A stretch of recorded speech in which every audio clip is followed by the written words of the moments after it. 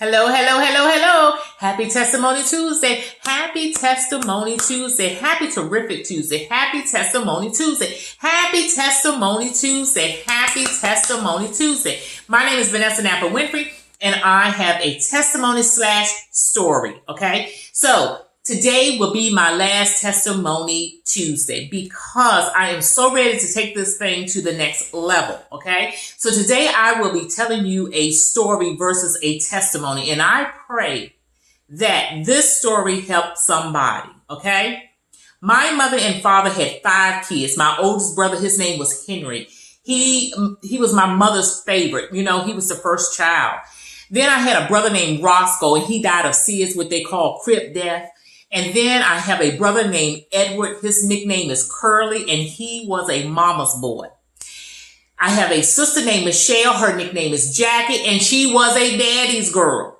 And then there was me, Vanessa with the dreams, or the big dreams. My mom used to say all the time, all Vanessa do all day is walk around this house with these big dreams.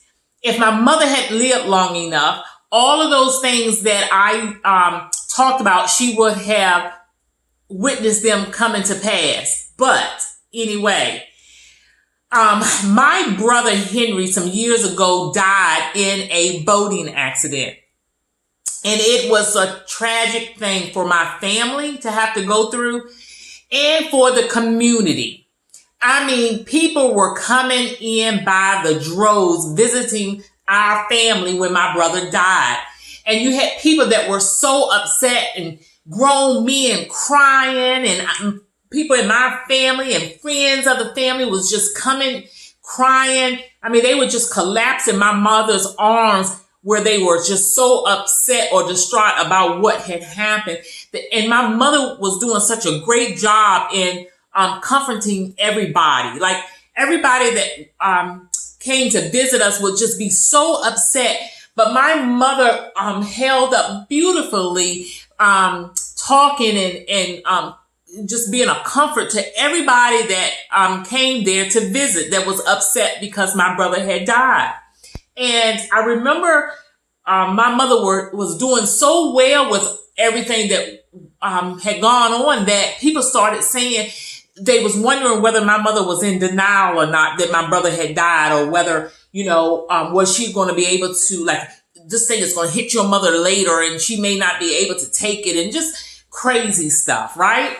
So after the funeral and all, about a good 3 months later, I can remember my mother one day just breaking down crying. I mean, she was just crying and crying and crying. And, you know, I didn't know what to do. And so all I did was just sit there while she cried. I mean, I was hurting too. And so I really didn't know what to do, but I just know that she was just crying. And then finally she started talking herself out of it by saying stuff like, God is good, and that he was going to take care of her, and he was going to take care of our family. And that my brother had left behind a daughter and a wife, and how he was going to protect them and take care of them. And she was thanking him for just everything that he was doing, and just telling God how good, even though all the stuff that had happened, still how good God was to all of us. Okay. And so, one day after I had gotten married, I was telling my husband about that. I was telling him how strong my mother was, but I was telling him how she, that day, that it was just so weird. It was just like all of a sudden she just broke down crying. And so he explained to me that there are 5 stages of grief, and that everybody that loses something, because it doesn't have to be a person, it can be anything that you love or care about, you will go through these stages of grief. And so he explained to me that my mother probably was going through one of those stages, and that it's common for this to happen.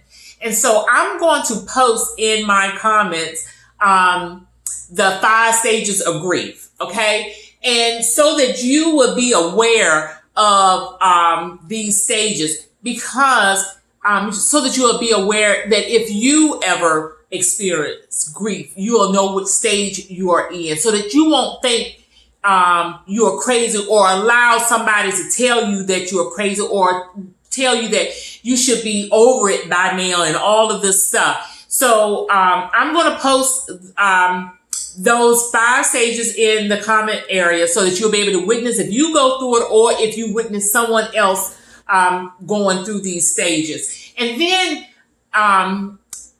I pray that one day my husband will get on here and break it down, because he is a master teacher. He is excellent far as explaining and breaking down things so you can understand.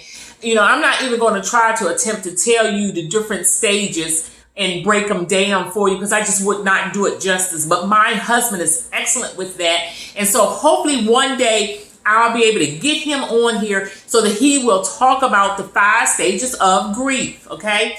But just know that when you go through, when you have lost something that you care about or that you love, it could be anything. It could be a person. It could be even a pet that you may care about or love, or it could be a job. It could be your marriage. Say, for instance, you got a divorce and you going through a grief stage. Grief is the way you feel about something that you have lost or that you have cared about. Okay, and so just know that it's okay to grieve. It's okay to go through those stages. And don't think that something is wrong with you because you are going through those stages. Okay? So that's that. This is my last Testimony Tuesday, but I just know I'm taking this thing to the next level, and I'll see you there. All right?